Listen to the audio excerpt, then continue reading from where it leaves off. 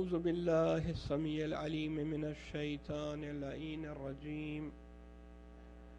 بسم الله الرحمن الرحيم.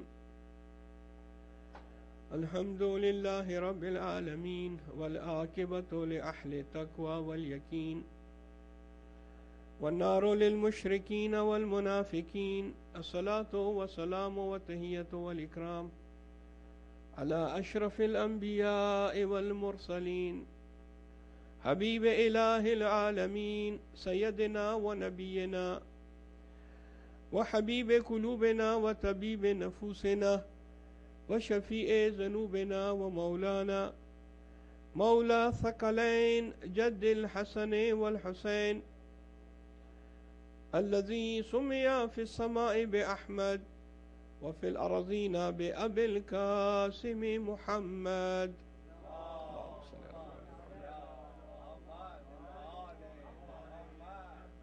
وعلى أهل بيته الطيبين الطاهرين المعصومين المنتجبين الذين أذهب الله عنهم الرجس وطهرهم تطهيرا. اللهم صل ولعنة الداعمة على أعدائهم ومنكري فضائلهم وغاصبي حقوقهم من الآن إلى قيام يوم الدين. أما بعد، قال الله سبحانه وتعالى: بسم الله الرحمن الرحيم. ألم أعهد إليكم يا بني آدم أن لا تعبدوا الشيطان إنه لكم عدو مبين. صلوات. اللهم صل على محمد.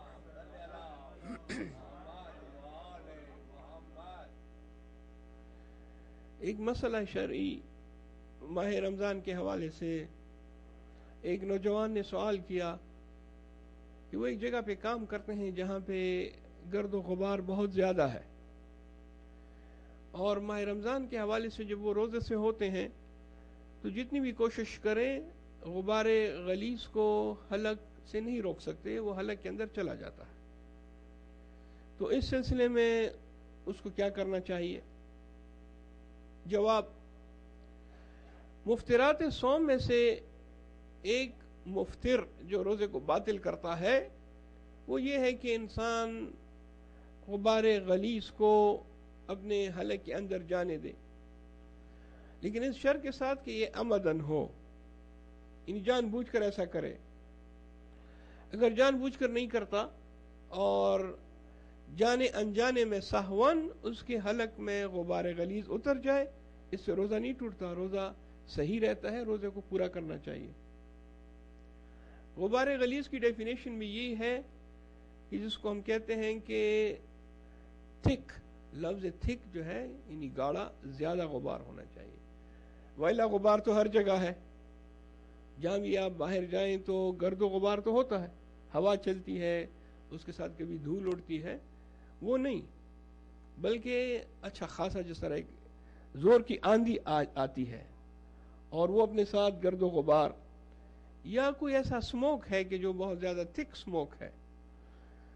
اب گاڑی کے جو ہوتا ہے سائلنسر، وہاں سے بھی سموک نکلتا ہے، یا جو اس کا ایگزاسٹ ہوتا ہے، وہ بھی بعض وقت اگر آپ قریب ہوں تو وہ بہت زیادہ تھک ہوتا ہے، لیکن وہ جب دور سے آتا ہے تو پھر وہ غلیظ نہیں بنتا بلکہ وہ حل ہو جاتا ہے اور ہلکا رہ جاتا ہے.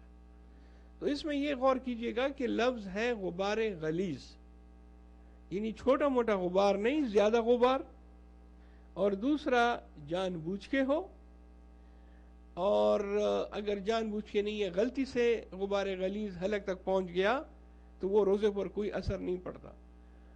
اس کا کیا معنی ہے؟ اس کے معنی یہ ہے کہ آپ نے دیکھا کہیں پر غبار ہے تو آپ نے اپنے منہ پر، اپنے چہرے پر، اپنی ناک پر ہاتھ رکھ لیا یا اس کو آپ نے کور کر لیا، تو اس کو کہتے ہیں کہ آپ نے جان بوجھ کر نہیں کیا، بلکہ آپ نے کوشش کی کہ غبار غلیظ حلق تک نہ جائے، اسی وجہ سے آپ نے ہاتھ رکھ لیا یا کپڑے سے اپنے منہ کو ڈھانپ دیا.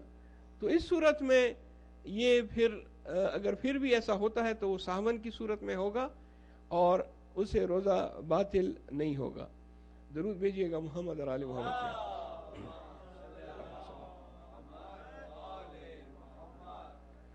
ماہ مبارک رمضان کی اہمیت اور اس کے برکات کئی زیادہ ہیں، جتنا بھی بیان ہو کم ہے۔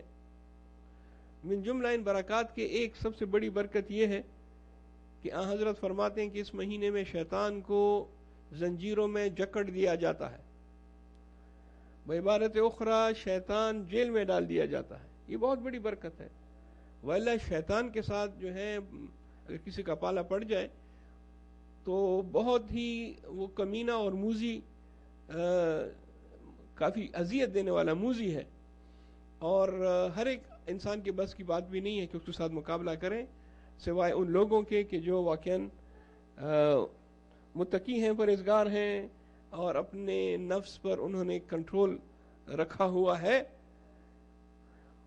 وَإِلَّا عام آدمی جو بہت جلدی شیطان کے بہکانے میں آ جاتا ہے، لیکن ایسا نہیں ہے کہ شیطان کوئی ایسی چیز ہے کہ جو ہماری طاقت سے باہر ہے اور ہم اس کو قابو نہیں کر سکتے۔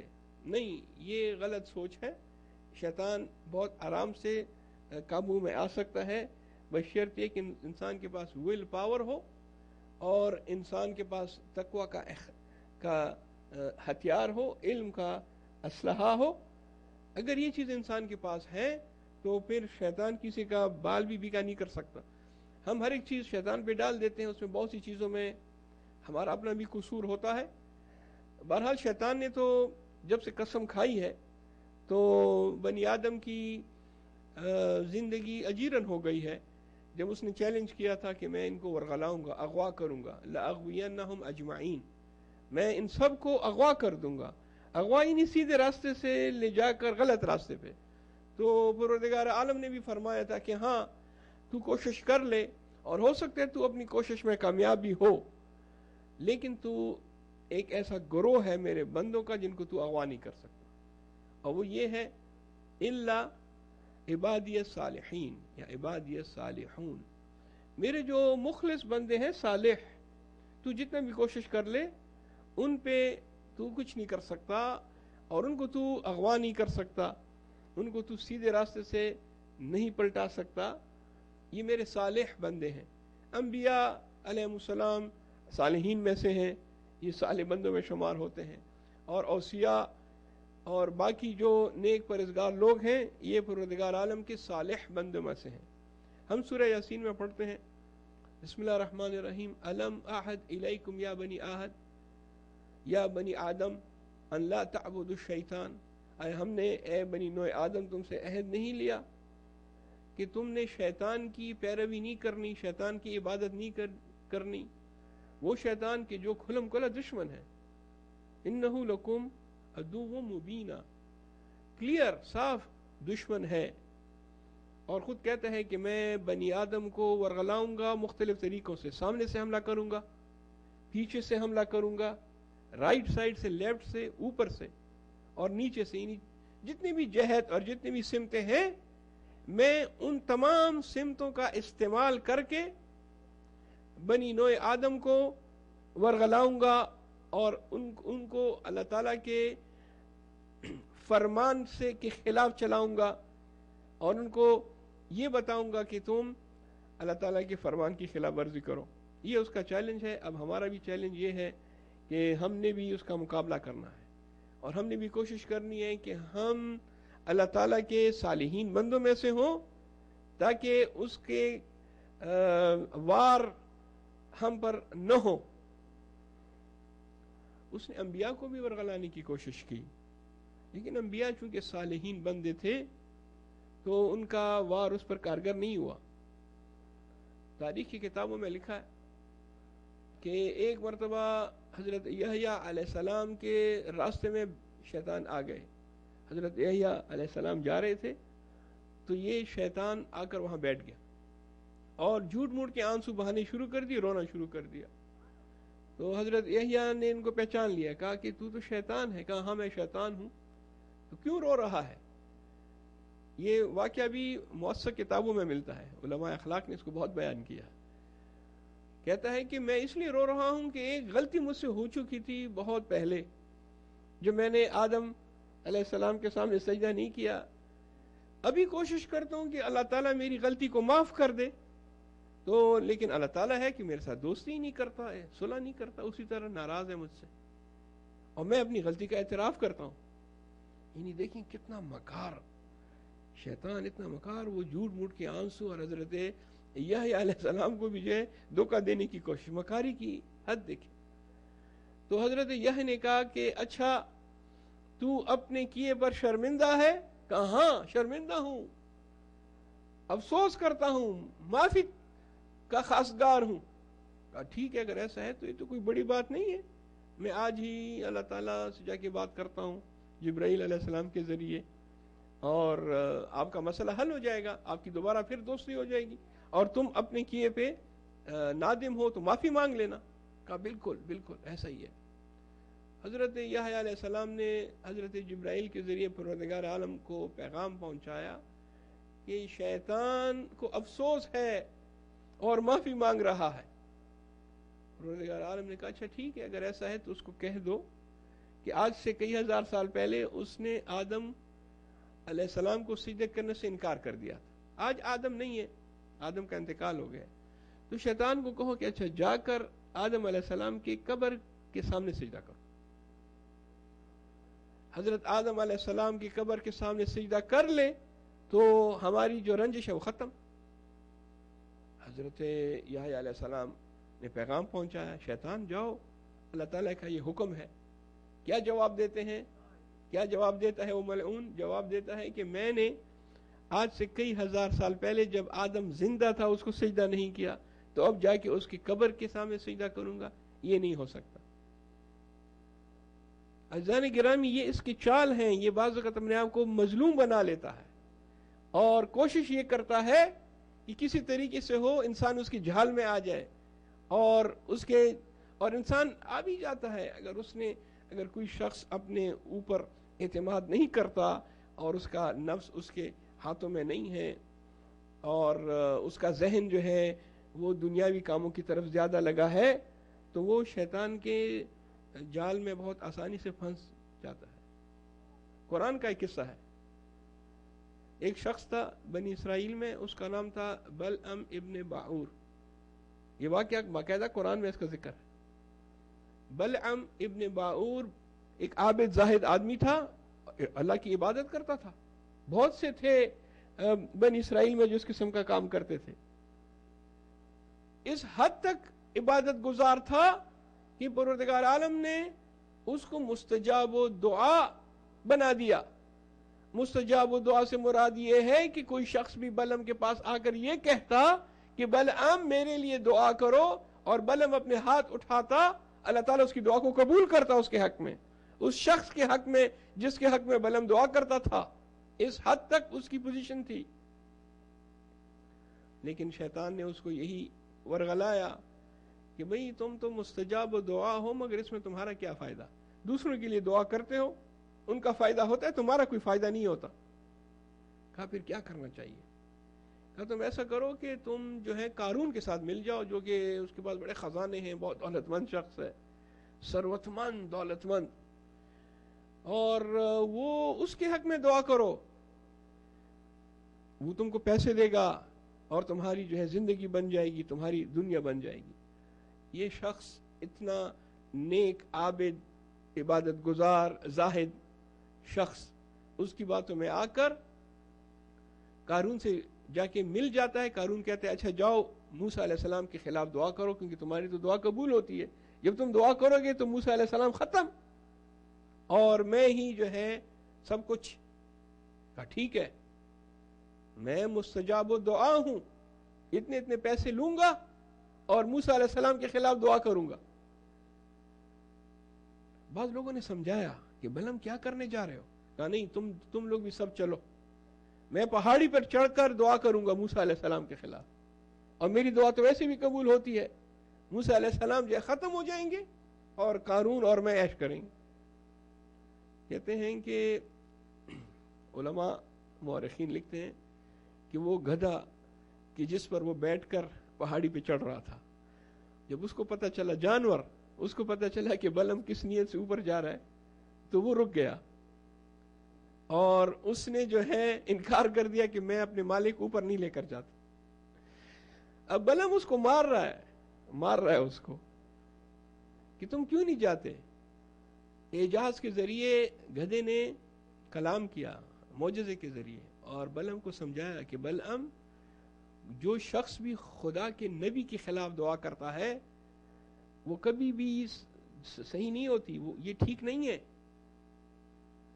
لیکن وہ نہ مانا اور مجبوراً اتنا مارا گدھے کو کہ تمہیں مجھے اوپر لے کر جانا ہے, مجھے یہ کام کرنا ہے. کہتے ہیں کہ گدھے کو اتنا مارا کہ گدھا مر گیا لیکن اوپر نہیں گیا. اور اس لیے بعض لوگوں نے جملہ لکھا کہ بلعم ابن باور سے تو اس کا گدھا زیادہ ہوشیار تھا. اس کا گدھا جو کہ جانور تھا بلعم سے زیادہ ہوشیار, عقل مند. خیر یہ چونکہ شیطان کے جال میں پھنس چکا تھا لذا پیدل ہی اوپر چڑھنا شروع کر دیا. سب لوگ کھڑے انتظار کر رہے ہیں کہ کیا ہوتا ہے. نبی خدا کے نبی کے خلاف دعا, اس نے ہاتھ اوپر کیے تاکہ بدعا کرے, ہاتھ شل ہو گئے, اوپر ہی نہیں جا رہے, اوپر ہیں تو نیچے نہیں آ رہے, ادھر ہی. منہ کھولا تاکہ زبان سے کچھ کلمات, بدعا کے کلمات حضرت موسیٰ علیہ السلام کے خلاف, قرآن کے الفاظ ہیں, اس کی زبان کتے کی طرح باہر نکل آئی, لمبی ہو گئی اور کتے کی طرح باہر نکل آئی, اور زبان سے بھی بدعا نہ کر سکا اور نتیجن وہیں پر ہلاک ہو گیا. اب وہ ہلاک ہوا, فائدہ کس کو ہوا؟ شیطان کو. شیطان تو پھر چھوڑ دیتا ہے نا, وہ تو پھر جب انسان مصیبت میں ہو تو پھر تو ساتھ نہیں دیتا, صرف جلوہ گر ہوتا ہے, دکھاتا ہے. یہ جلوہ دکھاتا ہے کہ ایسا میں کروں گا, لیکن اس نے کبھی کسی کے ساتھ وعدہ پورا نہیں کیا. اس میں منافقت ہے. منافق آدمی کی ایک پہچان یہ ہے کہ وہ وعدہ پورا نہیں کرتا. کسی دن اگر سورہ توبہ کی آپ تفسیر پڑھیں تو آپ کو بڑا مزہ آئے گا. سورہ توبہ جو کہ قرآن مجید کی 9 نمبر کی سورہ ہے, اس میں علامات بیان ہوئے ہیں قرآن کے ذریعے. علامات ہیں منافق کی. کیا علامات ہیں؟ من جملہ ان علامات کے, منافق شخص کی علامات کی ایک علامت یہ ہے کہ وہ جب وعدہ پورا کرے, حدیث میں بھی ہے, جو وعدہ کرتا ہے اس کو پورا نہیں کرتا. شیطان کا بھی یہی ہے, جب وعدہ کرے تو پورا نہیں کرتا. اور اس مہینے میں فرماتے ہیں کہ شیطان کو جکڑ دیا جاتا ہے. اتنی بڑی بات ہے. وہ شیطان کے جو بہت موذی ہے, اذیت دینے والا. یہ بھی علماء اخلاق بیان کرتے ہیں اخلاق کی کتب میں. یہ صرف اس لیے عرض کر رہا ہوں کہ مومنین کو پتہ چلے کہ اگر وہ چاہیں تو شیطان کو کنٹرول کر سکتے ہیں اور شیطان کو شکست دے سکتے ہیں آرام سے, اگر انسان جو ہے چاہے اور کوشش کرے. یقین کریں ایسا کبھی نہیں ہو سکتا کہ پروردگار عالم شیطان کو آپ سے زیادہ طاقتور بنا دے. ایسا نہیں ہے, آپ زیادہ طاقتور ہیں, بشرطے کہ آپ اپنے آپ کو جانیں, اپنے آپ کو سمجھیں اور اپنی طاقت کا احساس کریں. ایک شخص تھا, اسی بنی اسرائیل کا واقعہ, وہ ہمیشہ کہتا تھا والعاقبۃ للمتقین, جیسے آپ نے خطبے میں پڑھا, والعاقبۃ للمتقین, متقین کی عاقبت بخیر ہوگی. آخرت جو ہے نا, انجام, وہ متقین کے لیے ہے. اور جو منافقین ہیں, مشرکین ہیں, کافرین ہیں, ان کی تو عاقبت بہت خراب ہے. شاید ہو سکتا ہے دنیا میں تھوڑا بہت کبھی کبھار وہ آرام کر لیں, عیش کر لیں, لیکن فور شور آخرت کفار اور مشرکین کی بہت زیادہ خراب ہے. اب اس واقعے سے پہلے آپ کو یہ بھی عرض کر دوں کہ یہ جو ہم کہتے ہیں کفار, اس کے سلسلے میں بھی تھوڑی وضاحت کر دوں. آپ کے اور میرے چوتھے امام زین العابدین علیہ الصلوۃ والسلام, ان سے ایک حدیث ہے قرآن کے حوالے سے جس میں ہم کو ذرا ایک کفار اور مشرکین کی ڈیفینیشن کا پتہ چلتا ہے. فرماتے ہیں کہ اگر مشرق اور مغرب مر جائیں یا کافر ہو جائیں, اچھا کفر کو موت سے تعبیر کیا گیا ہے, کفر اور موت ایک ہی ہے. یہ ایک نقطہ ہے جو میں آپ کی خدمت میں بیان کرنا چاہتا ہوں.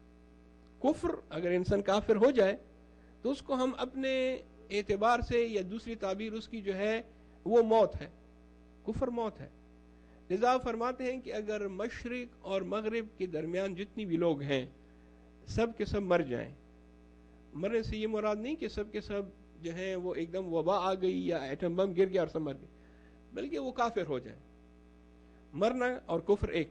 مشرق اور مغرب کے درمیان اگر سب کے سب لوگ مر جائیں اور میں اکیلا رہ جاؤں, لیکن میں پھر بھی وحشت نہیں کروں گا, اکیلا پن محسوس نہیں کروں گا اگر میرے ہاتھ میں قرآن مجید ہو. اگر کوئی میرے ہاتھ میں قرآن مجید دے دے, پھر مجھے اس کی پرواہ نہیں ہے کہ مشرق اور مغرب میں لوگ کافر ہو گئے, مشرق اور مغرب کے لوگ مر گئے, میں اکیلا, مجھے اکیلا پن محسوس نہیں ہوگا. یہ ہے کفر. وہ شخص جو ہمیشہ یہ کہتا تھا کہ والعاقبۃ للمتقین, آخرت اور عاقبت متقین کے لیے ہے, اور جو جہنم ہے وہ ہے منافقین, کفار, مشرکین کے لیے. تو ایک مرتبہ شیطان نے بیس بدل کر اس کو ورغلایا, کہا کہ یہ تمہارا جملہ ٹھیک نہیں ہے. کہا کیسے؟ کہا تم کہتے ہو والعاقبۃ للمتقین, لیکن میرے خیال میں والعاقبۃ للاغنیاء, عاقبت تو ثروت مند لوگوں کے لیے ہے, جو چاہیں خرید لیں, جو چاہے کھا لیں, جس قسم کا گھر چاہے بنا لیں. اغنیاء یہ مت کہو. کہا نہیں, یہ نہیں ہو سکتا, میں نے اپنے پیغمبر سے سنا ہے, بنی اسرائیل کی طرف بہت پیغمبر آئے ہیں, ہمارے پیغمبروں نے ہم کو یہ تعلیم دی کہ والعاقبۃ للمتقین.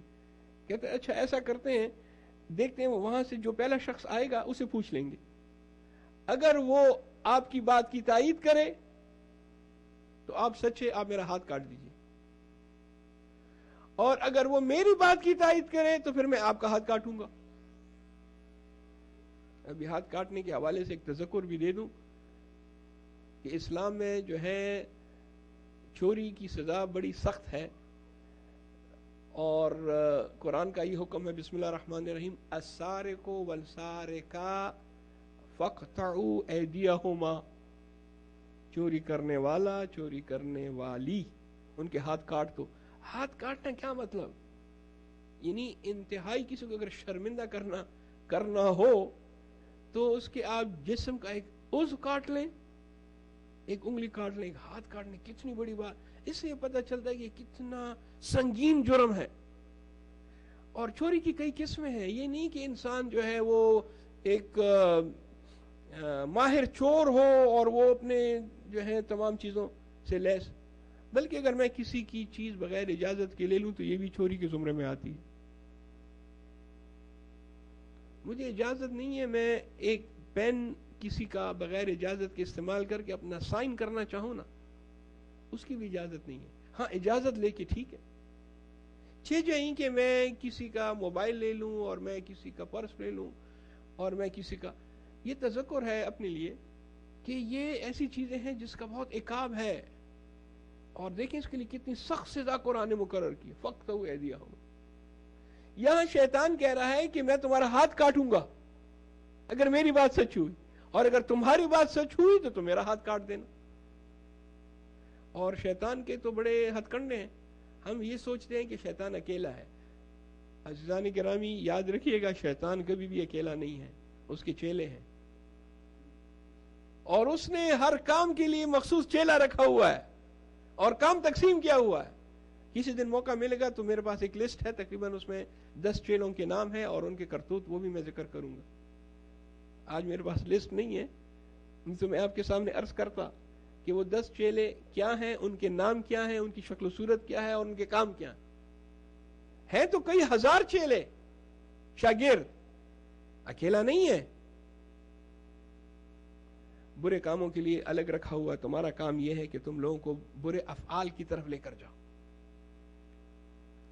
اور تکبر اور غرور کے لیے ایک خاص چیلے کو رکھا ہوا ہے, تمہارا کام یہ ہے کہ تم لوگوں کے دلوں میں تکبر, ایروگنس اور غرور لے کر آؤ.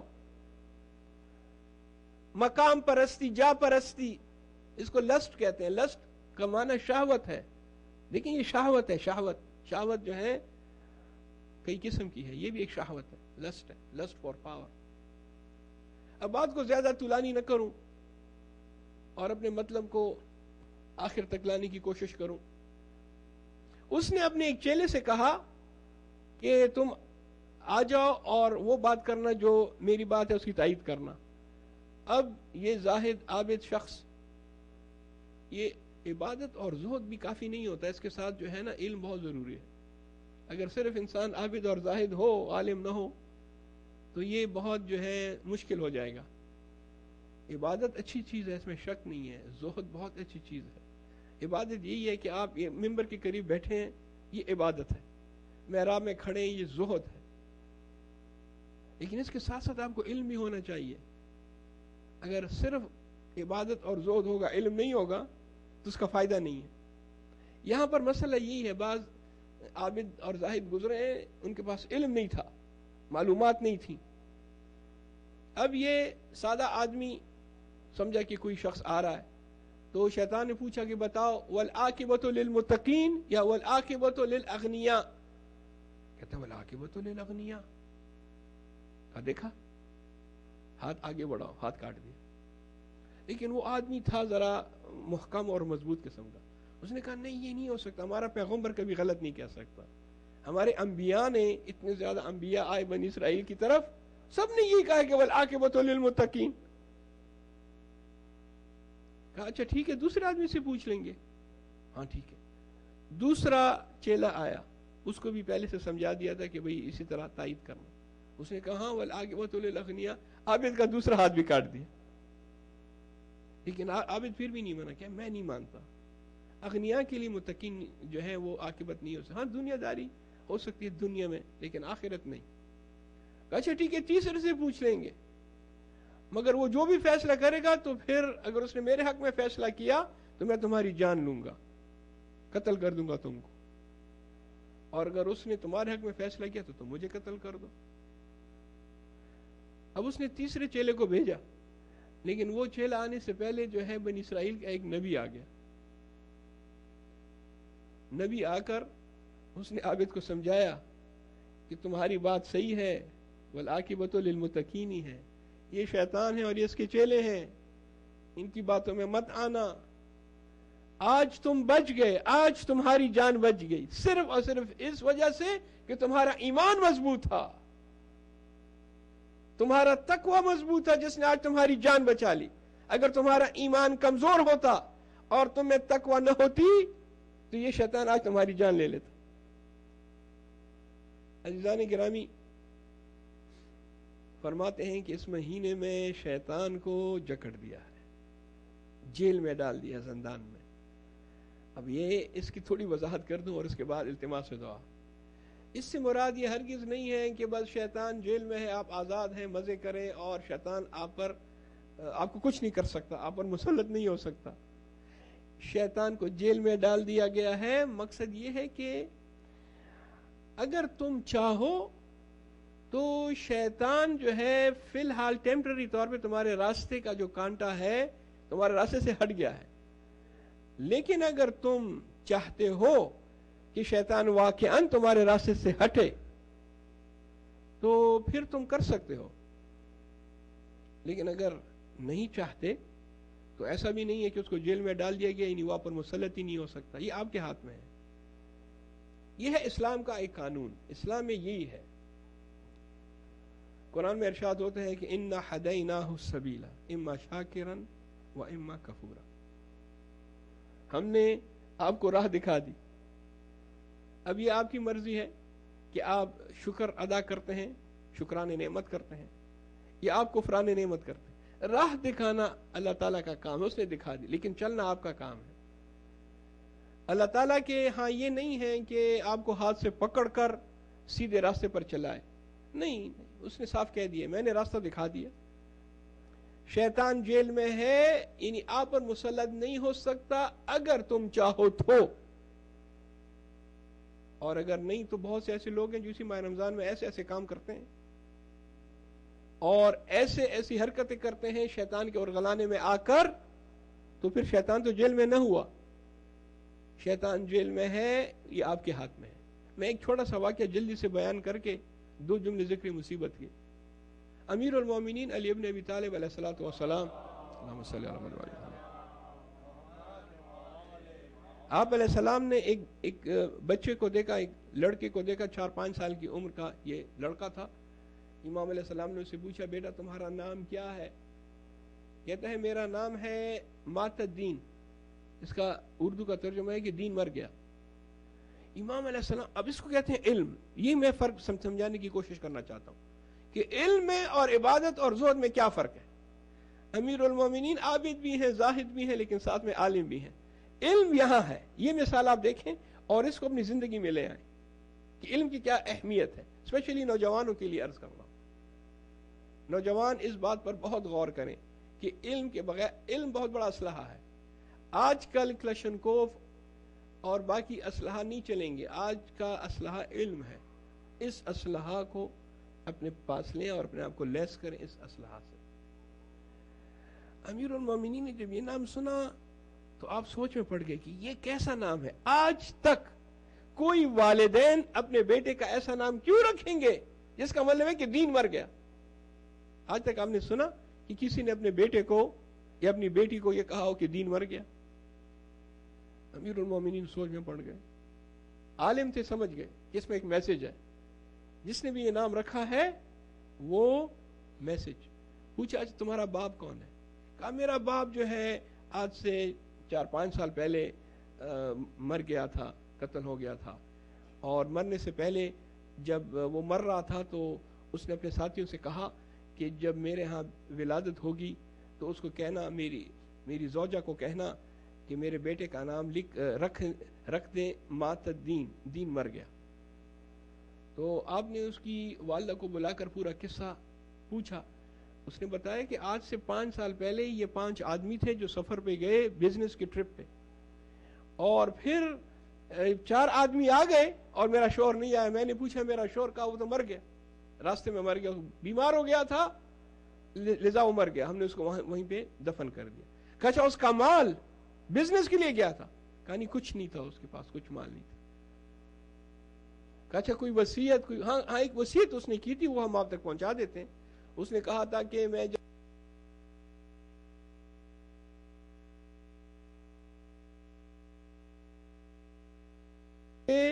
تو میرے ہاں ولادت ہو چکی ہوگی.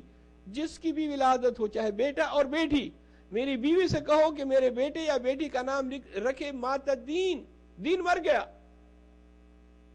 تو ہم نے یہ پیغام مجھ تک پہنچا اور میں نے اپنے شوہر کی آخری خواہش پوری کی. امیر المومنین سمجھ گئے کہ اسی میں ایک میسج ہے. علم یہ کہتا ہے کہ اس میں ایک میسج ہے. مسجد کوفہ میں بلایا چاروں کو اور لوگوں کو بھی بلایا. کہا کہ جب میں تکبیر کی آواز بلند کروں تو تم سب لوگ بھی بلند آواز سے اللہ اکبر کہنا. ایک آدمی کو بلایا اکیلے میں، ستون کے پاس لے جا کر اکیلے میں. کہا بھئی یہ کیا ماجرا ہے؟ تم 4-5 سال پہلے گئے تھے سفر پہ اور تمہارے ساتھ ایک آدمی تھا جو تم کہتے ہو کہ مر گیا، پھر اس کا بیٹا جو ہے مات الدین ہے. اس نے کہا ہاں وہ تو مر گیا تھا اور ہم نے جو ہے اس کی نماز جنازہ پڑھا کے اس کو دفن کر دیا. امیر المومنین نے زور سے کہا کہ اللہ اکبر. جتنی بھی لوگ مسجد کوفہ میں تو انہوں نے بھی زور سے کہا کہ اللہ اکبر. اب باقی 3 لوگ بھی مسجد میں ہیں، باقی 3 قاتل، 4 قاتل ہیں، وہ بھی سن رہے ہیں. اور یہ اللہ اکبر جب سب نے مل کر کہا تو یہ سمجھے کہ شاید ہمارے دوست نے جو ہے سچائی اگل دی، تبھی تو سب لوگ اللہ اکبر کا نعرہ لگا رہے. امیر المومنین نے کہا تم جاؤ، دوسرے کو بلایا اور اس سے کہا کہ بھئی تمہارے دوست نے تو سچائی اگل دی، تم کیا کہہ رہے ہو؟ اگر تم سچائی اگل دو تو شاید تمہاری سزا تھوڑی کم ہو جائے. کہا ہاں ٹھیک ہے ہم سے غلطی ہوئی، ہم نے اس کو مال کے لیے مارا تھا. امیر المومنین نے پھر کہا اللہ اکبر، سب نے پھر نعرہ تکبیر. تیسرا، چوتھا، جس طرح یہ نعرے بلند ہو رہے تھے اب پہلے والے کو بلایا. کہا تمہارے 3 ساتھیوں نے تو اقرار کر لیا، تمہارا کیا خیال ہے؟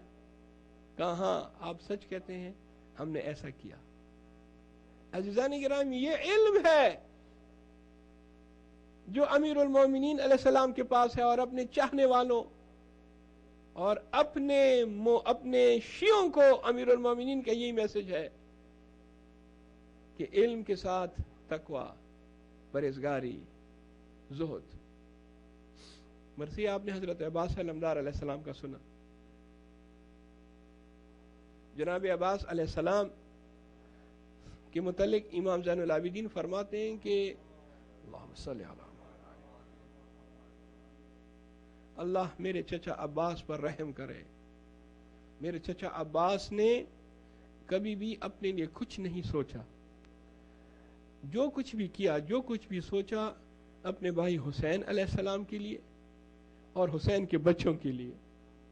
نہ کبھی اپنے بارے میں سوچا، نہ کبھی اپنے بچوں کے بارے میں سوچا، بلکہ جو کچھ بھی تھا وہ حسین اور حسین کے بچوں کے لیے.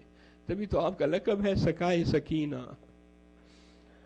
حضرت سکینہ کا سقا. جب پانی لینے گئے تو ایک ہاتھ میں مشکیزہ، دوسرے ہاتھ میں علم. خود پانی نہیں پیا، لیکن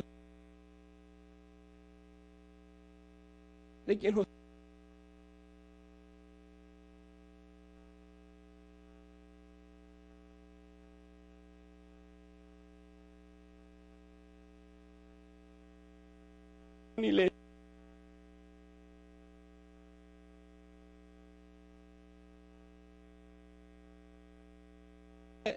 تو حضرت عباس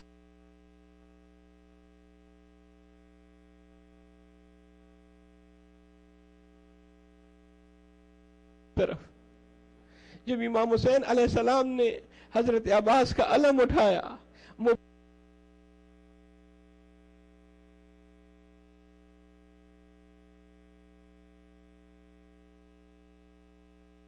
امام حسین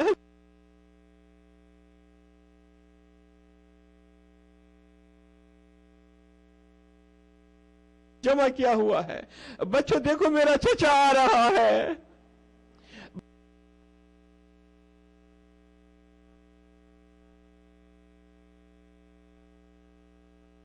میرے چچا کا علم نظر آ رہا ہے، میرے چچا پانی لے کر آ رہے ہیں. مگر جب علم قریب آیا تو حضرت سکینہ نے دیکھا علم تو آیا ہے مگر علمدار نہیں ہے. علم ضرور آیا مگر علمدار نہیں آیا. ایک مرتبہ بی بی سکینہ نے فرات کا رخ کیا. چچا عباس، سکینہ اب کبھی پانی کی فرمائش نہیں کرے گی. چچا آپ آ جائے، سکینہ کو پانی نہیں چاہیے. الا لعنت اللہ علی القوم الظالمین. وَسَيَعْلَمُ الَّذِينَ ظَلَمُوا آلَ مُحَمَّدٍ أَيَّ مُنْقَلِبٍ يَنْقَلِبُونَ لَا حَوْلَ وَلَا قُوَّةَ إِلَّا بِاللَّهِ الْعَلِيِّ الْعَظِيمِ. بار اللہ اس مجلس کو اپنی درگاہ میں قبول و منظور فرما، اور بار اللہ اس